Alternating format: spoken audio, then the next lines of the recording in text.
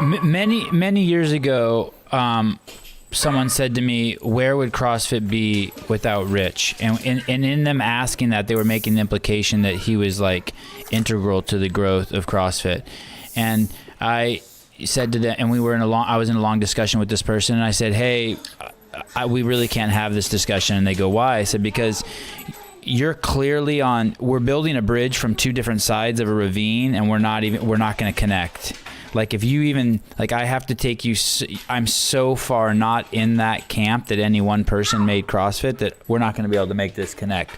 Because the only person I think you could ever say that about would be, where would CrossFit be without Greg Glassman?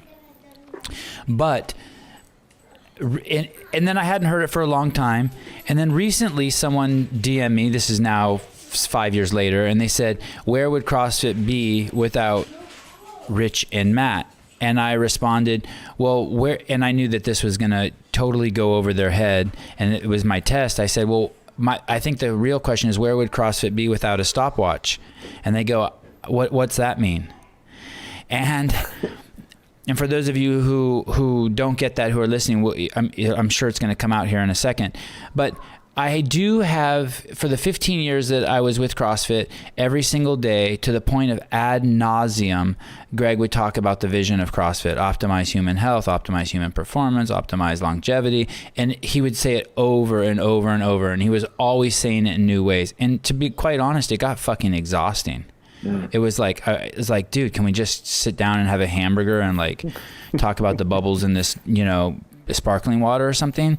But he never, ever, ever stopped talking about the vision. And I'm seeing what I want to see, I'm sure. I am concerned's too strong, because I don't know if I really care. But does it matter if people lose the appreciation for what CrossFit really is? So that we have a theme here now. Some people just think it's a hodgepodge of movements. Then CrossFit didn't invent anything. Greg didn't invent anything. Some people don't even know and they didn't even know he defined fitness. I mean, I understand if you've been doing CrossFit 2 or 3 years and you didn't know that, but by your 4th or 5th year, it's time that like you realize, whoa, this was a profundity, that he defined fitness. He added a stopwatch. He was very clear on the vision, and an unwavering vision, right? I mean, we all who were around during the early days saw that when we signed the Reebok contract 2 weeks later, he's publicly bashing them because they're claiming they made a shoe that made people's butts firmer. And that's not a dig at Reebok. That's just, corporate. Yeah. That's just, people, a marketing team. He was always, so do you have any concerns? Can this thing still be super potent without people knowing what they're doing? Is it a naive question I'm even asking? No. Or do you think I'm just making that up? Do you think I'm just like, hey, he got fired, he's on the outside, I'm just looking for what I want to see? No. I'm open. No, and I don't think we can lose sight of that Greg created CrossFit, his contribution to defending CrossFit, it's the development. It's like, I do think for the longest time he was the right guy at the time, and he might not be the right guy to continue it into the future or shepherd its growth into the future. And I don't think you can lose sight of that or take that away. I think, though, what's interesting is what you're talking about. I think we've kind of always had to deal with this issue, and I think it just has manifested in different ways. So what I mean by that is, in the past, CrossFit, we all knew CrossFit was so potent and awesome and could be, life-changing regardless of what your fitness level was or who you were. But early on, what we had to deal with was just, other fitness areas, other fitness practices and detractors saying, CrossFit's stupid. Your methodology's stupid. Your definitions are stupid. And then it became CrossFit injures people. And maybe now it becomes, CrossFit is only the CrossFit Games, or CrossFit is defined by the athletes who are the most successful at the games. And it'll probably be some incorrect misinterpretation of the program in some other way in the future. But I think, and I truly believe this, I think as long as whatever is happening inside of affiliates keeps happening, as long as affiliates exist, I think as long as affiliates are going through that level 1 pipeline and sharing in that transmission of culture through the level 1 staff, I don't think the problem you're talking about will, at least in the next, in my vision, in my timeline, will ever become an issue where it just snuffs out what is good and what is effective about CrossFit. It's, I haven't been traveling a lot over the last year, just like everybody else, but whenever I still go into an affiliate or I hear stories from affiliates that I've worked with or friends who own them, I'm still hearing the same stories I heard 10 years ago. And if anything, I'm hearing more robust stories. I'm hearing these stories more often. So I don't necessarily think, we're at that point yet. And like I said, I think as long as the affiliates are out there doing what they do, I think we'll be okay on that end. I do believe that. When you say the culture, that it's something that's you kind of can't even know about unless you take an L1. And my course was 2 days, and it was amazing. The knowledge that was not only transferred to me and the inspiration, but it was the culture. It was crazy. Can you tell me about the culture? What? Because people come in there like shy sheep, and they leave like family members, and it's just 2 days. It's like something you don't experience unless like you're in the 7th grade and you go to a week-long summer camp. But now you're a grown-ass adult and you experience it in 2 days. At an L1. Yeah, I don't know if I can actually, perfectly and explicitly codify what exactly occurs, but I can tell you what I feel when I went through and what I feel when I teach a seminar and what I want to share when I teach a seminar. But one of the biggest things I walked away from my level 1 was, I do think there was enough humility in the seminar that we understand, and the seminar staff and CrossFit coaches who run affiliates understand that there are other ways to improve your life. I could go improve there are other ways, but using, fitness can be an amazing tool to improve your life, and it can improve other areas of your life, whether it's psychological and emotional, but we are just going to only focus on improving your life through movement quality.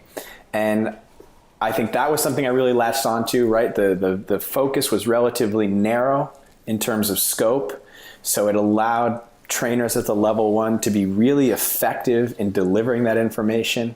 It allows affiliate owners to be effective. And on top of that,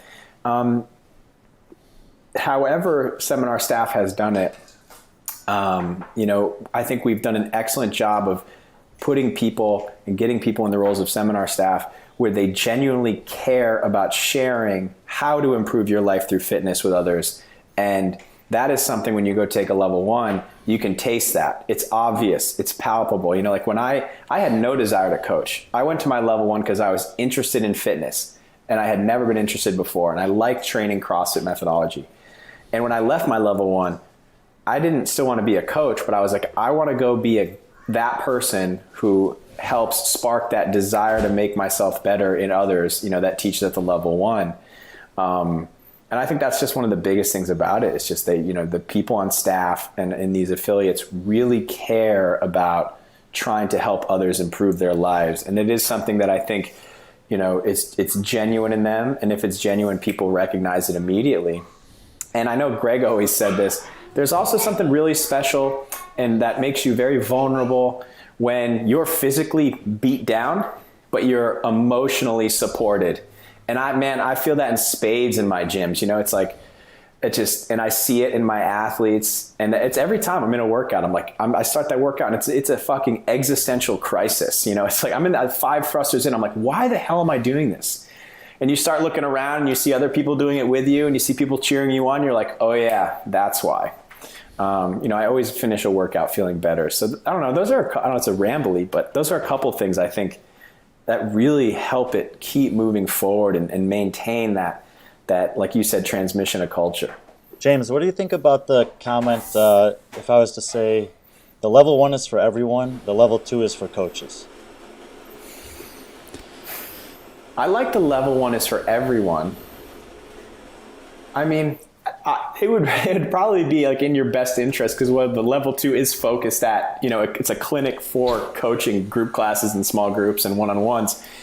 But I do think there's a lot in the level 1 that just basically brushes over really fundamental teaching skills, and if you're someone who's in a position to teach others and you want to teach others, there's a lot of value in the level 2 for that. And I would say even if you're just in your gym working out on your own and you're interested in having that, deeper layer of teaching and correcting and understanding deeper layer of our philosophy, the level 2 could be for you. But yeah, the level 2 is 100% more aimed at, having the participants come in, coach, and then giving them some constructive feedback.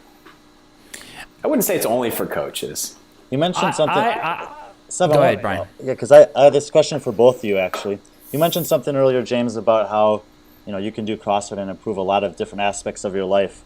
I remember listening to Greg one time talk about an experiment he did where he got a client, this person came in, and he said, I want you to write down on a note card any 5 things that you'd like to improve.